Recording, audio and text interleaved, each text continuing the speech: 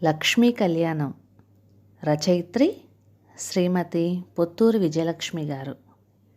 కథలోకి వెళ్దామా? ఆ రోజు ఆదివారం ఉదయం 9 గంటలైంది. అవడానికి ఆగస్టు నెలే అయినా ఎండ పేల్చేస్తోంది. టీవీలు ఉన్నవాళ్ళు వాటి ముందు కూర్చున్నారు. లేని వాళ్ళు పొద్దుటి పనులు చక్కబెట్టుకుంటూ బిజీగా ఉన్నారు. సగటున చదరపు అడుగుకి 6 నివసించే ఈ లొకాలిటీలో ఓ రూములో మంచం అనబడే పదార్థం మీద కూర్చుని ఉన్నాడు ప్రైవేట్ డిటెక్టివ్ సింహం. అలా తీరిగ్గా కూర్చోవడానికి అతనేం పని పాట లేనివాడు కాదు, సోమరిపోత అంతకంటే కాదు. అసలు ఆ మాటకొస్తే మహా చురుకైన మనిషి. అతను వృత్తిరీత్యా డిటెక్టివ్ అయినా ఆ పని ఈ పని అని తేడా లేకుండా చాలా ఉద్యోగాలు చేస్తూ ఉంటాడు. మరలాంటి యాక్టివ్ పర్సన్ అంత తీరిగ్గా ఉండడానికి బలమైన కారణం ఉంది.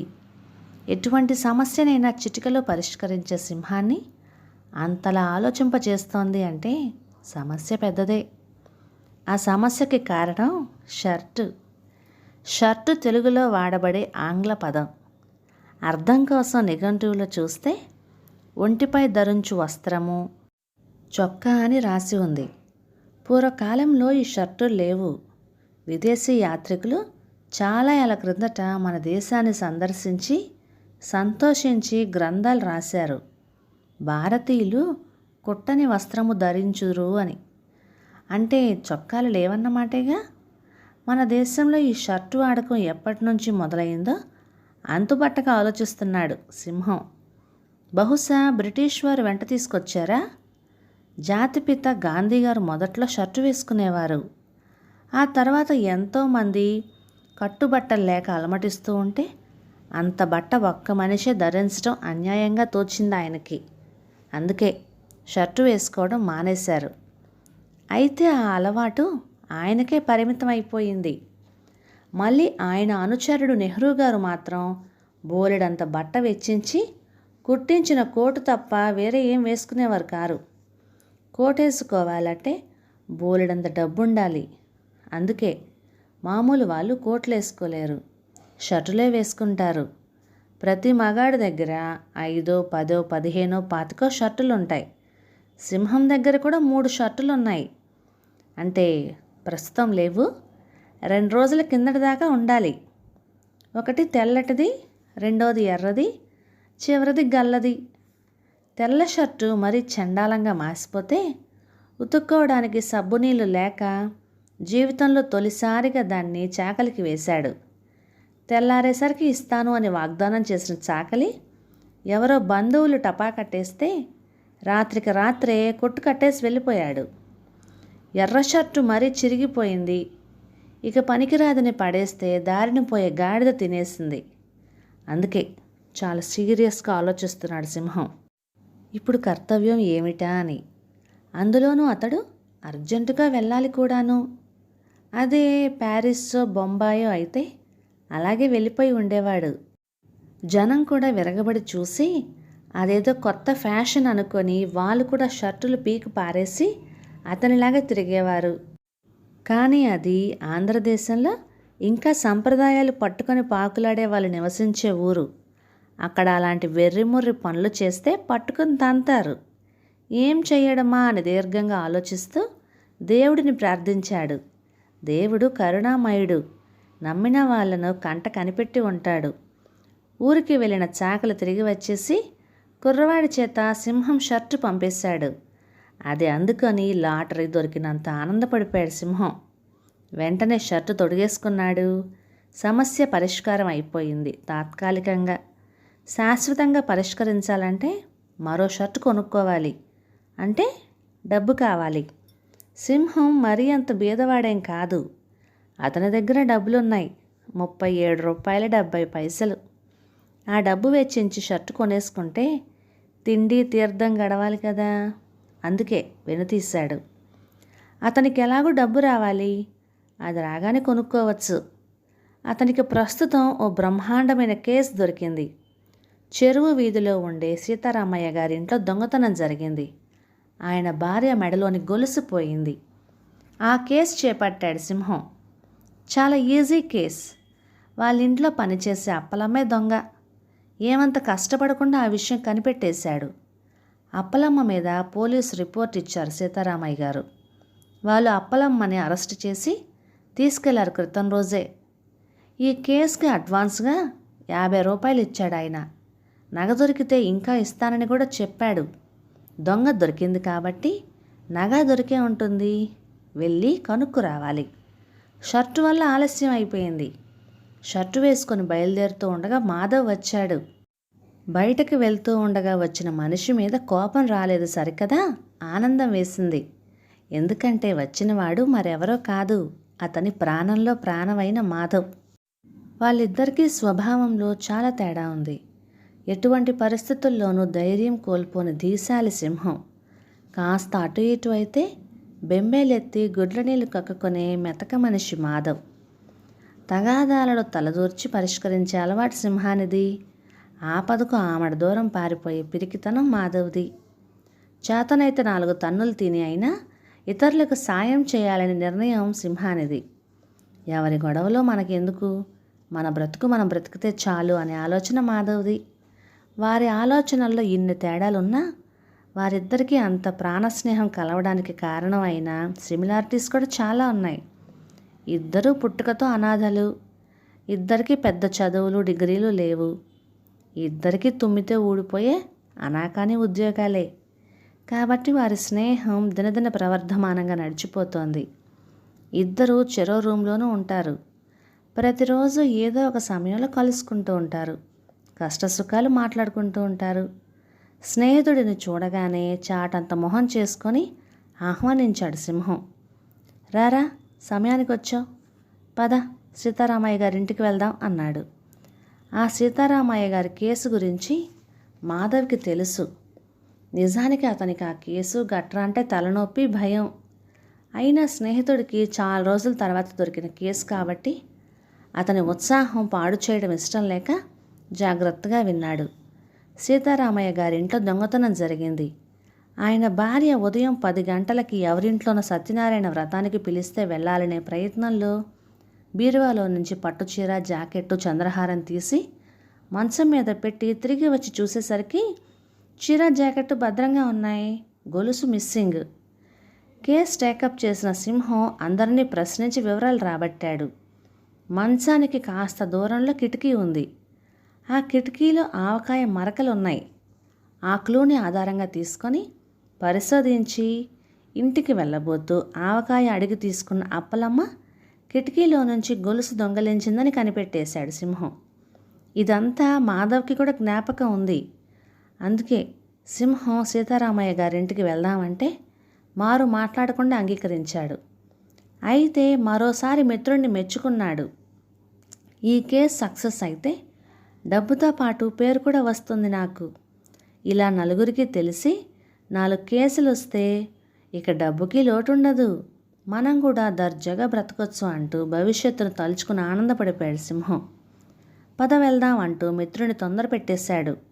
అంతలోనే వాకిట్లో నుంచి ఎవరో పిలిచారు. వాకిట్లోకి వెళ్ళారిద్దరు. ఒడ్డు పొడుగు ఆబోతులా ఉన్నాడు మనిషి. ఇక్కడ దొంగల్ని పట్టే ఆయన ఉంటాడట, ఎక్కడుంటాడో తెలుసా అంటూ ప్రశ్నించాడు. కలకలలాడింది సింహం మొహం. సీతారామయ్య గారు పంపించి ఉంటారు నా కోసం అంటూ మిత్రుడి దగ్గర గుసగుసలాడి ఉత్సాహంగా ముందుకెళ్ళాడు. అవును, నేనే ఆ మనిషిని. సీతారామయ్య గారు పంపించారా? హుషారుగా ప్రశ్నించాడు. మరుక్షణం సింహం కాలరు ఆ ఆబోతు చేతుల్లో చిక్కుకుంది. కాళ్ళు గాల్లోకి తేలిపోయాయి. ఎవడ్రా నువ్వు? నా పెళ్ళానికి దొంగతనం అంటగడతావా? ఈ హనుమాన్లు సంగతి నీకు తెలీదు. మక్కలిరగదన్నేస్తాను. ఏ కీలుకు ఆ కీలు విరిచి అవతలు పారేస్తాను.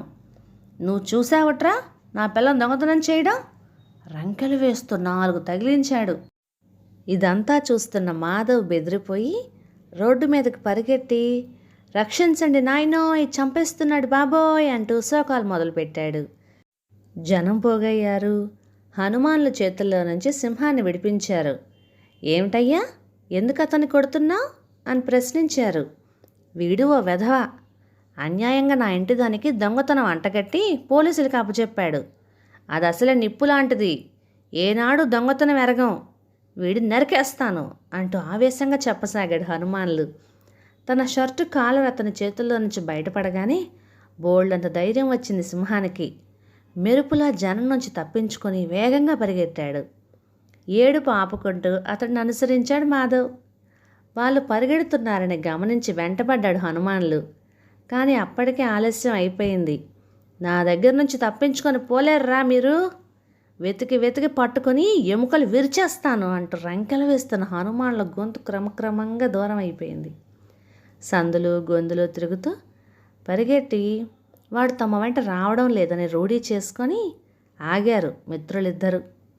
పార్కులోకి పోయి చెట్టు చెట్టును కూలబడ్డారు. కాస్త ఆయాసం తీర్చుకొని కంఠం విప్పాడు సింహం. ఒరేయ్ మాధవ, వాడొచ్చి నన్ను పట్టుకొని వాయించేస్తూ ఉంటే అలా నిలబడిపోయావేమిరా నిలదీశాడు సింహం. ఏం చేయమంటావు, అసలు వాడిని వాడి ఆకారాన్ని చూడగానే నా పై ప్రాణాలు పైనే పోయాయి. వాడలా నీ పీక పట్టుకొని గాల్లోకి ఎగరేసేసరికి కళ్ళు తిరిగిపోయాయి. అప్పటికీ తెలివి తెచ్చుకొని కేకలేశాను చెప్పాడు మాధవ్. ఏడవలేకపోయావు, అలా ఏడ్చి జనాన్ని పోగు చేసే బదులు నాకు సాయం వస్తే ఇద్దరం కలిసి వాడిని పచ్చడి చేసేవాళ్ళం కదరా. చేసేవాళ్ళమే పచ్చడి. వాడి చేతుల్లో పచ్చడి కాలేదు, అదే 10,000 అంటూ గాల్లోకి నమస్కారాలు చేశాడు మాధవ్. వాడి మొహం, మన వృత్తికి ఇవన్నీ సర్వసాధారణం. దొంగని దొంగ అంటే కోపం రాదు మరి, అందుకే ఆవేశంలో అలా విరుచుకుపడ్డాడు తేలిగ్గా తేల్చేశాడు సింహం. ఆ ఆవేశం తేలిగ్గా అయితే పర్వాలేదు, వాడేమో ఎముకలని విరక్కొట్టేసి కానీ వదలనని ఘంటాపదంగా చెప్తున్నాడు. మరి ఏం చేద్దాం, ఎన్నాళ్ళని తప్పుకు తిరుగుతావు అని అడిగాడు మాధవ్. తప్పుకు తిరగాల్సిన కర్మ మనకేమిట్రా, ఈ సమస్యకు పరిష్కారం అప్పుడే ఆలోచించేశాను విను. అసలు ఈ హనుమాన్లెవడు? సీతారామయ్య గారింట్లో పనిచేసే అప్పలమ్మ భర్త. ఒక విధంగా చూస్తే ఇతడు సీతారామయ్య గారికి నౌకరే. ఆయనంటే భయభక్తులు ఉండే ఉంటాయి. కాబట్టి సీతారామయ్య గారి దగ్గరికి వెళ్ళి ఇదండి విషయం అని చెప్దాం. ఆయన వెంటనే వీడిని పిలిపించి మొహం వాచేలాగా చివాట్లు వేస్తారు. దాంతో వాడి ఆట కట్టు. చేసిన వెధవ పనికి మనకు క్షమాపణ చెప్పుకుంటాడు. మనం హుందాగా క్షమించేద్దాం. ఆ తర్వాత ఫీజు అందుకొని దర్జాగా హోటల్లో భోంచేసి వద్దాం అంటూ దివ్యమైన ఉపాయం చెప్పాడు సింహం. మాధవ్కి కాస్త భయం తగ్గింది. మరైతే ఆలస్యం ఎందుకు పద అన్నాడు. ఇద్దరూ కలిసి చుట్టూ చూస్తూ జాగ్రత్తగా సీతారామయ్య గారి ఇంటికి చేరారు. తలుపులు తీసే ఉన్నాయి. వాకిలి దగ్గర ఆగి సీతారామయ్య గారు అంటూ 2-3 సార్లు పిలిచారు. లోపల నుంచి సమాధానం రాలా. ఇంట్లో 4-5 గొంతులు కలగాపులగంగా మాట్లాడుకోవడం వినిపిస్తోంది. పద లోపలికి వెళ్ళి చూద్దాం అని లోపలికి దారి తీశాడు సింహం. ముందు గది ఖాళీగా ఉంది. దాని పక్క గదిలో నుంచి మూలుగు వినిపిస్తూ ఉంటే అటు వెళ్ళారిద్దరు. అక్కడ దృశ్యం చూసి కంగారు పడిపోయాడు సింహం. సీతారామయ్య గారి బావమరిది మంచం మీద పడుకొని ఉన్నాడు. అతని నుదుటి మీద ఇంటూ ఆకారంతో ఓ ప్లాస్టరు, బొగ్గ మీద మైనస్ ఆకారంతో ఓ ప్లాస్టరు అంటించున్నాయి. మూతి వాచిపోయి ఉంది. గడ్డం మీద ప్లస్ ఆకారంతో ఓ ప్లాస్టర్ ఉంది. అసలు అతను అతనేనా అని గుర్తుపట్టడం కష్టం. సింహం అంటే డిటెక్టివ్ కాబట్టి గుర్తించగలిగాడు. సింహాన్ని చూడగానే అతని మొహంలో చెప్పలేనంత మార్పు వచ్చింది. ఏదో మాట్లాడాలని ప్రయత్నించాడు కానీ సాధ్యం కాక మూలిగాడు. ఏమిటండి, ఏం జరిగింది? యాక్సిడెంటా? స్కూటర్ మీద నుంచి పడ్డారా? హెల్మెట్ వేసుకోలేదా? కంగారుగా అడిగాడు సింహం. సమాధానంగా హెచ్చు స్థాయిలో మూలిగాడాయన. ఇతడిని ఏమడిగినా మూలగడం తప్ప మాట్లాడలేడని గ్రహించాడు మాధవ్. అసలే ఆయన అలా బాధపడుతుంటే ప్రశ్నలేసి మరింత బాధపడతావేం? ఇంకెవరినైనా అడుగుదాం పదా అన్నాడు మాధవ్. తలాడించాడు సింహం. ఇద్దరూ కలిసి మాటలు వినిపిస్తున్న గదిలోకి వెళ్ళారు. మరి అడుగు ముందుకి పడలేదు. అక్కడ పరిస్థితి మరింత గంభీరంగా ఉంది. ఇంటి యజమాని సీతారామయ్య గారు మంచం మీద పవలించి ఉన్నారు. కుడి చేతికి కుడి కాలికి బ్యాండేజీలు కట్టున్నాయి. కాస్త దూరంలో ఆయన భార్య కూర్చొని ఏడుస్తోంది. పక్కనున్న ఆడవాళ్ళు ఓదారుస్తున్నారు. సీతారామయ్య గారి కాలు చెయ్యి విరిగాయి కానీ నోరు చండ ప్రచండంలాగా పనిచేస్తోంది. సింహాన్ని చూడగానే నోరు విప్పాడాయన. ఏం నాయనా వచ్చావా? పొద్దుటి నుంచి నిన్నే తలుచుకుంటున్నాను అన్నాడాయన. ఎందుకండి? దొరికిందా నగ? ఆత్రంగా అడిగాడు సింహం. దొరికింది నాయనా, దొరికింది. మంచం నవ్వారులో పడి ఉంది. నీ పరిశోధన పుణ్యమా అని పోలీసులకు పట్టించావా అప్పలమ్మని? నిన్న రాత్రి దాని మొగుడొచ్చి నా పిల్లానికి దొంగతనం అంటగడతారా అని నన్నిదిగో ఇలా వాయించేశాడు. అడ్డం వచ్చిన నా బావమరిది మొహం పచ్చడి చేశాడు. ఇవాళ పొద్దున్నే పోలీసులు వచ్చి మా పేకల మీద కూర్చున్నారు. గొలుసు మీ ఇంట్లో పెట్టుకొని అనవసరంగా మమ్మల్ని ఇబ్బంది పెడతారా అని పోలీసు భాషలో తిట్టారు. స్టేషన్కి రమ్మని గొడవ పెడుతుంటే 500 ముడుపు చెల్లించి ఎలాగో వదిలించుకున్నాను. నీ మొహం మండ. ఇదేం పరిశోధన అయ్యా మహానుభావ? బుద్ధి గడ్డి తిని నిన్ను పిలిపించాను అంటూ జరిగిందంతా చెప్పి కుయ్యో మొర్రో అని మూలగడం మొదలుపెట్టాడు ఆయన. ఆ పరిస్థితుల్లో ఆయనకు తన సానుభూతిని చూపించడం వల్ల కానీ, ఆయనతో తనొచ్చిన పని చెప్పటం వల్ల కానీ పెద్దగా ప్రయోజనం ఉండదేమో అనిపించింది సింహానికి. అందుకే తల వంచుకొని వెనుదిరిగాడు. తోకలా అతని వెంట బయలుదేరాడు మాధవ్. వెనక నుంచి పిలిచింది ఆ ఇంటి ఇల్లాలు. ఆ మొరటు వెధవా నిన్నెక్కడున్నా వెతికి పట్టుకుని ప్రాణాలు తీస్తానని ప్రతిజ్ఞ చేసిపోయాడు. ఎందుకైనా మంచిది నీ జాగ్రత్తలో నువ్వు ఉండు అంటూ చెప్పింది ఆవిడ. ఆడ మనస్సు, అందుకే జాగ్రత్త చెప్పింది. బుద్ధిగా తలాడించాడు సింహం. ఇద్దరూ మళ్ళీ పార్కుకు చేరారు. వెల్లికిలా పడుకొని ఆకాశం వంక చూస్తూ దీర్ఘాలోచనలో మునిగిపోయాడు సింహం. అతన్ని అలా చూసేసరికి జాలి వేసింది మాధవ్కి. ఒరే సింహం, నువ్వేం బాధపడుకురా అని ఓదార్చబోయాడు. నవ్వేశాడు సింహం.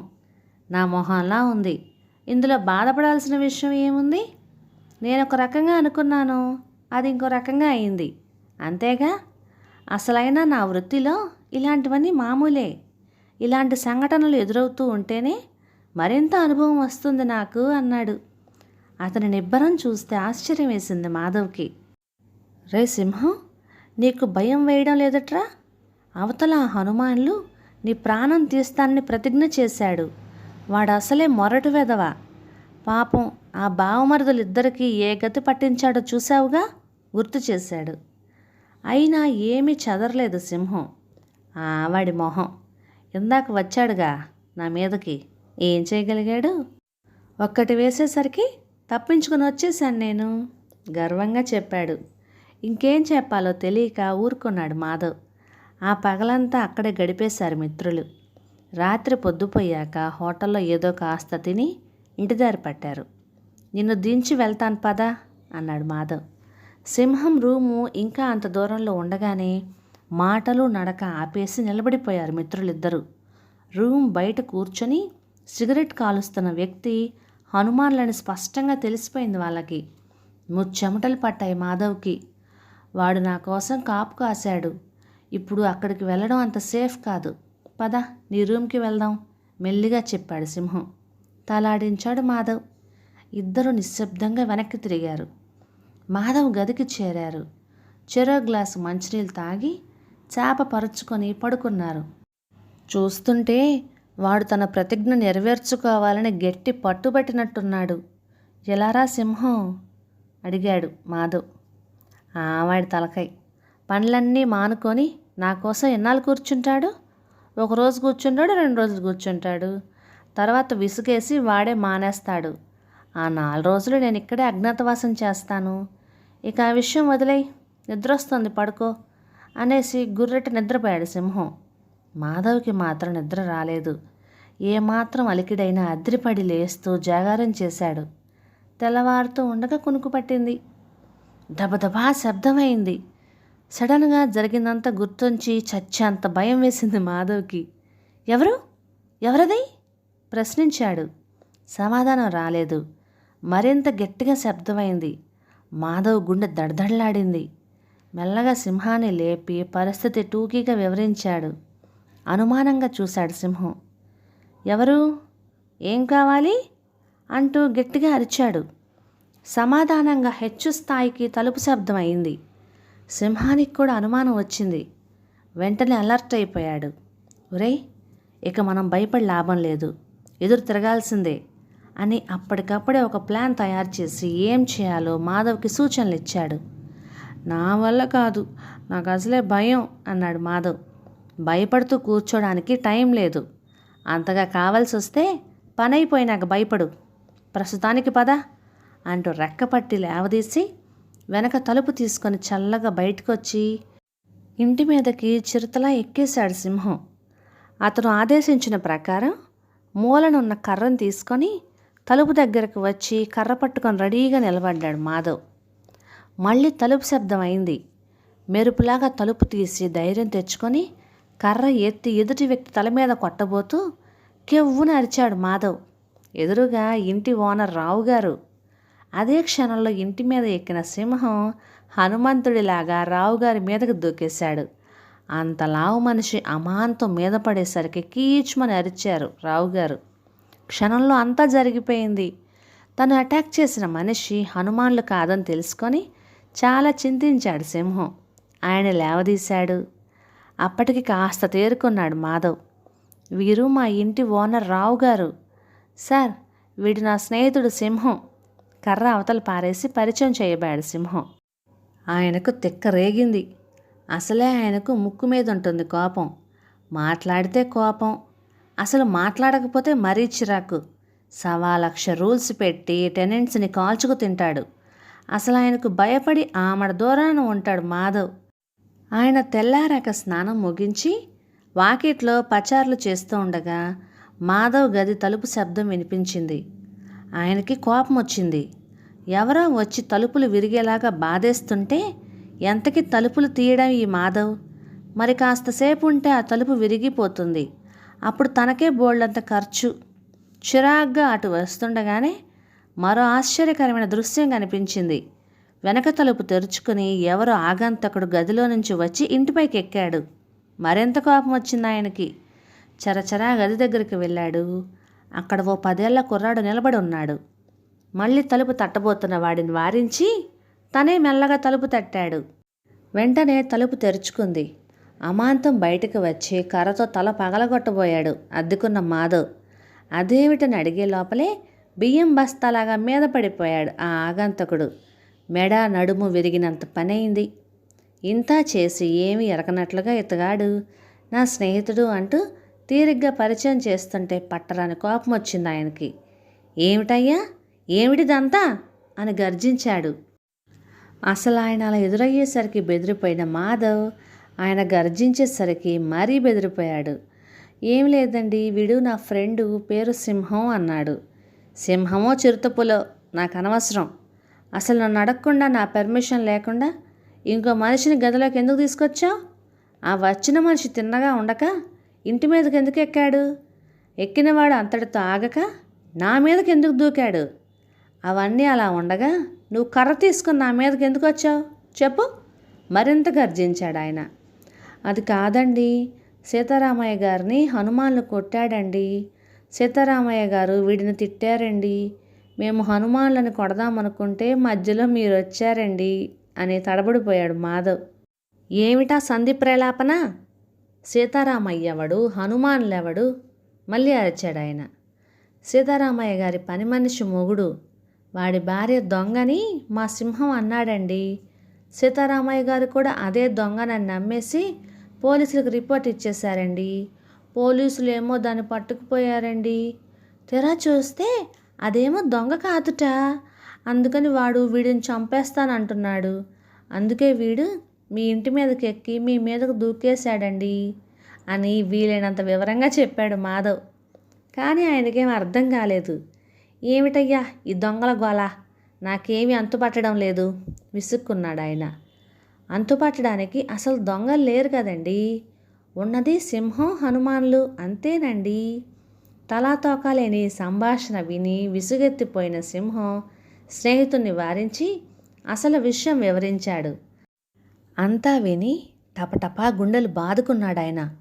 ఓయమ్మో ఓయమ్మో, ఈ దొంగలేమిటి, పోలీసులేమిటి, రౌడీ వచ్చి కాళ్ళు చేతులు విరిచేయటం ఏమిటి? అసలే ఆడపిల్లలున్న ఇల్లు నాది. ఏదో బుద్ధిమంతుడని గది అద్దెకిస్తే ఇదా నువ్వు చేసే నిర్వాకం?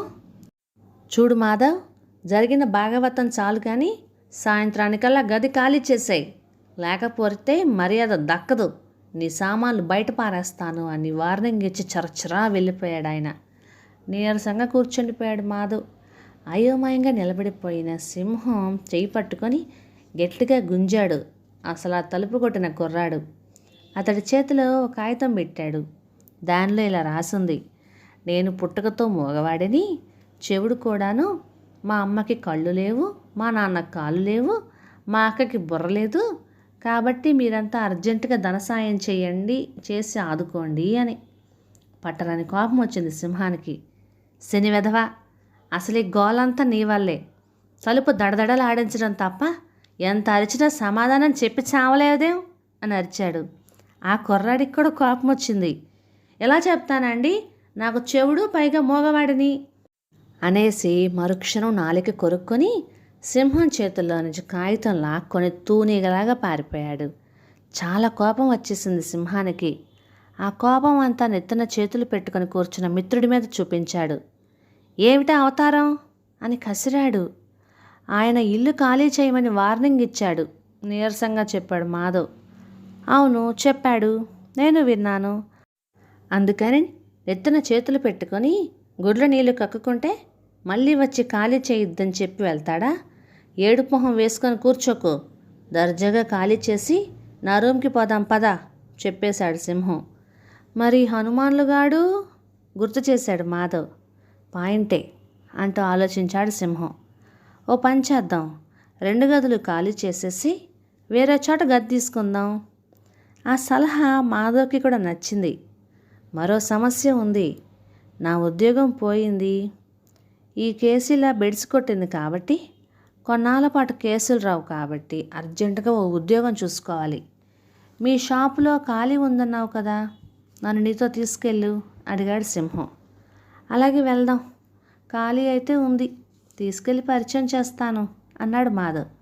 ఆ తర్వాత విషయం నేను చూసుకుంటానుగా, ఆయన్ని బుట్టలో వేసేసి పని సంపాదించుకుంటాను హామీ ఇచ్చాడు సింహం. ఇద్దరూ తయారై బయలుదేరారు.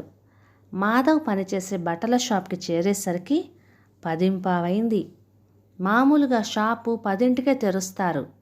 అంతకు 10 నిమిషాల ముందే రావాలని సెట్గా ఆదేశం. అలాగే వస్తారు అందరూ. ఆ వేళ గొడవలో పడి ఆలస్యమైంది. అప్పటికే షాపు తెరిచి లక్ష్మీదేవి పటానికి ఇనపెట్టెకి పూజ ముగించి పరుపు మీద కూర్చున్నారు శెట్టి. లేట్ అయినందుకు కంగారుగా వెళ్ళి సలాం పెట్టాడు మాధవ్. మామూలుగా అయితే ఆలస్యం అయినందుకు చిరాకు పడతాడు శెట్టి. ఏమిటయ్యా ఇది, మీ ఇష్టం వచ్చినప్పుడు తీరిగ్గా రావడానికి ఇదేమైనా గవర్నమెంట్ ఆఫీసా అని తిడతాడు. కానీ ఆ వేళ అలా తిట్టలేదు సరికదా. చిన్నగా నవ్వాడు. అది చూసి ఆనందపడిపోయాడు మాధవ్. పనిలో పనిగా మిత్రుణ్ణి పరిచయం చేశాడు. వినయంగా నమస్కారం పెట్టాడు సింహం. శెట్టి సంతోషించాడు. పర్వాలేదు, ఈయన మంచివాడిలాగే ఉన్నాడు, ఇక వచ్చిన పని బయట పెట్టొచ్చు అనుకొని సింహం నోరు విప్పబోతుండగా శెట్టి మాట్లాడడం మొదలుపెట్టాడు. తన వ్యాపారం 5 ఏళ్ల క్రిందట మొదలైందని చెప్పాడు. అప్పటికి ఇప్పటికి చాలా అభివృద్ధి పొందిందని చెప్పాడు. అయితే తను తృప్తి పడలేదని ఇంకా ఇంప్రూవ్ చేయాలని చెప్పాడు. అందుకోసం తను ఎన్నో ప్లాన్లు వేశానని చెప్పాడు. అందులో మొదటిది సేల్స్ మ్యాన్స్ని తీసేసి సేల్స్ గర్ల్స్ని అపాయింట్ చేయడం అన్నాడు. అందరిలోకి జూనియర్ అయిన మాధవ్కి ఉద్వాసన చెప్పడంతో ఆ బృహత్ కార్యాన్ని ప్రారంభించదలిచానని చెప్పాడు. ఆ తర్వాత కూడా ఆయన చాలా చెప్పాడు, కానీ వీళ్ళ బుర్రలు పనిచేయడం మానేయడం వల్ల వీళ్ళకి వినపడలేదు. అలా కాసేపు చెప్పి మాధవ్కి రావాల్సిన డబ్బులు లెక్క చూసి ఇచ్చి ఇక వెళ్ళరండి అని చెప్పాడు ఆయన. ఇద్దరు రోడ్డు మీదకి వచ్చేశారు. భలే తమాషాగా ఉంది కదూ, కొండనాలికకి వైద్యం చేస్తే ఉన్ననాలిక ఊడిపోయిందని, నాకు ఉద్యోగం రాలేదు సరి కదా, నీకు కూడా పోయింది అన్నాడు సింహం. ఏమిటో వెధవ జీవితం, ఉద్యోగం పోయింది, అవతలేమో ఆయన ఇల్లు ఖాళీ చేయమంటున్నాడు. ఎలాగో ఏమిటో. ఇంకా తర్వాత మాట్లాడలేకపోయాడు మాధవ్. ఇది మరీ బాగుందిరా, బోడి అద్దె కొంప, వెధవ టెంపరీ ఉద్యోగం పోతే నీ ఆస్తంతా గవర్నమెంట్లో కలిసిపోయినట్లు బాధపడతావేం? ఏం పర్వాలేదు, ఆ దేవుడే ఏదో ఒక దారి చూపించకపోడు. నువ్వు దర్జాగా ఉండు. అసలైన సమస్యలు ఎదురైనప్పుడు డీలా పడిపోయి ఉన్న తెలివి కూడా ఓడగొట్టుకోకురా అని 1,00,000 సార్లు చెప్పాను. విని ఏడవ్వు మందలించాడు సింహం. ఒళ్ళు మండిపోయింది మాధవ్కి. అసలే ఆపదలో ఉండి నేను అఘోరిస్తుంటే నీ గొడవ ఒకటి, జరిగిన దానికి ఏడవక డాన్స్ చేయమంటావా? ఉక్రోషంగా అడిగాడు. డాన్స్ చేయక్కర్లేదు, హాయిగా రిలాక్సింగ్గా ఉంటే చాలు. మెదడు పనిచేస్తుంది, సమస్యకు తగిన పరిష్కారం కనిపిస్తుంది. అందుకని నా మిత్రమా, ప్రస్తుతం మనకు కావాల్సింది రిక్రియేషన్. పద కాసేపలా తిరిగొద్దాం అంటూ లాక్కుపోయాడు. ఊరంతా ఉద్యోగాల కోసం తిరిగారు. భోజనం చేసి పార్కులో కూర్చున్నారు. మళ్ళీ కాసేపు ఉద్యోగాల కోసం వేటాడి ఎక్కడా ఫలించకపోయేసరికి ఇవాళకి చాలే, అసలు ఇవాళ మనకేం కలిసి రావటం లేదు, రేపు వెతుక్కుందాం అన్నాడు సింహం. 4ంటికి ఇద్దరు మాధవ్ రూమ్కి చేరారు. వరండాలో కూర్చొని ఉన్న రావుగారు వీళ్ళని చూడగానే గబగబా వచ్చేశారు. ఏమయ్యా, గది ఖాళీ చేయమన్నాను కదా, ఆ విషయం ఏం చేశావు? నిలదీశాడు ఆయన. ఆయన అలా వాకిట్లోని నిలబట్టి అడగడం సింహానికి ఏమాత్రం నచ్చలేదు. ఖాళీ చేయమన్నారు, చేస్తాడు. సాయంత్రం దాకా టైం ఇచ్చారు కదా, మళ్ళీ మళ్ళీ చెప్పి విసిగిస్తారేం అన్నాడు. ఆయనకు కూడా చాలా కోపం వచ్చేసింది. ఖాళీ చేస్తారని గ్యారెంటీ ఏమిటి? పొద్దున పోయి ఇప్పుడు వచ్చాడు, మళ్ళీ నా కంట పడకుండా పోయి ఎప్పుడో వస్తే నేనేం చేసేది? అందుకే మరోసారి చెప్పిపోదామని వచ్చాను. అయినా 4 అయిపోయింది, ఇంకా సాయంకాలం ఎప్పుడో ఉందన్నట్లుగా మాట్లాడతావే, త్వరగా ఖాళీ చేయండి అంటూ ఖచ్చితంగా చెప్పేసి వెళ్ళిపోయాడు. పదరా ఖాళీ చేద్దాం, ఇంతోటి బోడి కొంప వెనక మాత్రమే ఉంది, నా రూమ్కి పోదాం. కాదనుకుంటే చెట్టు కింద ఉందాం.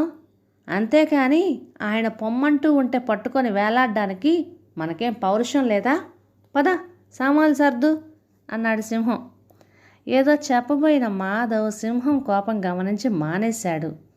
తలుపు తీసి లోపలికి వెళ్ళి సామాన్లు సర్దడం మొదలుపెట్టాడు. అలమరలో ఉన్న పుస్తకాలు తీసి పెట్లో పెడుతూ ఉండగా సింహానికి కనిపించిందో ఉత్తరం. తీసి చూశాడు. ఓపెన్ చేయని ఇన్లాండ్ కవర్. అడ్రస్ అదే, కానీ పేరు మాత్రం మాధవ్ది కాదు. మాధవ్, ఈ లెటర్ ఏమిట్రా అడిగాడు సింహం. తల తిప్పి చూశాడు మాధవ్. అదా, అది నాది కాదురా, నాకు ముందు ఈ గదిలో ఉండే రామకృష్ణది. చెప్పేసి పనిలో మునిగిపోయాడు. మరైతే ఇక్కడ పారేశావేం? ఏం చెయ్యను, అతని అడ్రస్సు పోస్ట్ మ్యాన్కి తెలియదట, రావుగారికి తెలీదు. ఆ సమాధానం విని నొచ్చుకున్నాడు సింహం. అంత మాత్రాన ఇలా పారేయడం తప్పు కదట్రా? ఇందులో ముఖ్యమైన సమాచారం ఏమైనా ఉందేమో. ఈ ఉత్తరం అందకపోతే అతనికి ఏదైనా నష్టం కలుగుతుందేమో. విసిగేసింది మాధవ్కి. వెధవ సొద, అడ్రస్ తెలియకపోతే నేనేం చెయ్యను.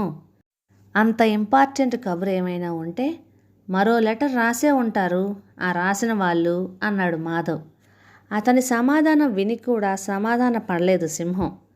కాసేపు ఆలోచించి, పోనీ ఓ పని చేద్దాం, ఈ లెటర్ తీసి చూద్దాం, ఇందులో ఏదన్నా ఇన్ఫర్మేషన్ ఉంటే లెటరు రీడైరెక్ట్ చేద్దాం.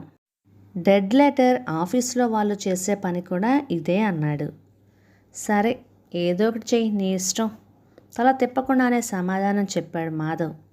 ఉత్తరం చింపకుండా తిరిగి అంటించేందుకు వీలుగా తడిచేసి భద్రంగా ఓపెన్ చేశాడు సింహం.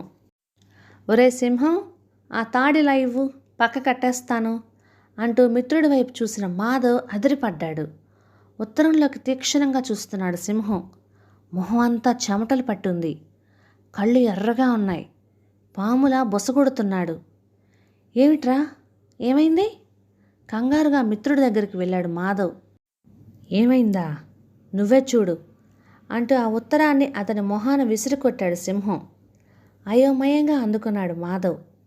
ఆ ఉత్తరంలో రాత గజిబిజి గందరగోళంగా ఉంది. చదవడం కష్టం అనిపించేలా ఉంది. అయినా శ్రమపడి చదివాడు. హలో కృష్ణ, చాలా రోజులైంది నువ్వు లెటర్ రాసి. నిన్ను అనడం అనవసరం, నేనే సమాధానం రాయలేదు నీకు. ఏమిటో ఈ వ్యవహారంలో తలదూర్చాక తిరిగి దొరకడం లేదు. నీకు తెలుసుగా. ఇకపోతే అసలు విషయంలోకి వెళ్దాం. నీ సలహా గురించి చాలా ఆలోచించాను. ముందు వద్దనుకున్న ఆలోచిస్తే అదే మంచిదనిపిస్తోంది. నీ సలహా ప్రకారం లక్ష్మిని చంపేయడమే మంచిదని నిర్ణయానికి వచ్చాను. అది అంత కష్టమో నీకు తెలుసు, నాకు కూడా తెలుసు. కష్టమో నిష్ఠూరమో లక్ష్మిని చంపేస్తేనే బాగుంటుందనుకుంటున్నాను. నీ సలహాకి కృతజ్ఞుణ్ణి. పని పూర్తవగానే నీకు రాస్తాను. ఉంటాను మరి. నీ వెంకటి. చదవడం ముగించిన మాధవ్కి అసలేమీ అంతుబట్టలేదు. ఏమిట్రా ఇది? ఇదేం ఉత్తరం? అన్నాడు అయోమయంగా.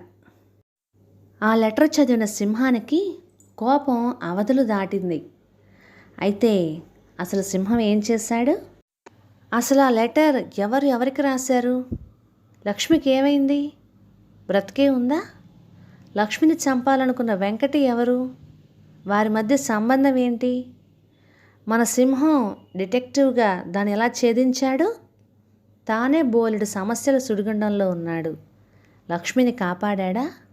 ఎలా? తరువాయి భాగంలో చూద్దాం.